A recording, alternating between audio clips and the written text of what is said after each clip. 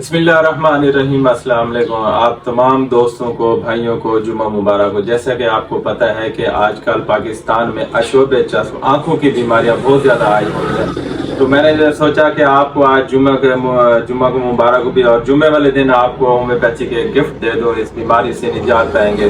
तो दोस्तों, आजकल जैसे पंजाब में है ना, आंखों की बीमारियां, आंखों में जलन वगैरह होना, आंखों में खारिश होना और आंखों के अंदर दर्द वगैरह हो जाना, आंखें रेड वगैरह हो जाना और आंखों से पीप वगैरह आ जाना, ये सिम्टम आजकल बहुत ज्यादा देखने को आ रही है। आंखों की बीमारियां बहुत ज्यादा आ रही है, लोग बहुत ज्यादा परेशान है।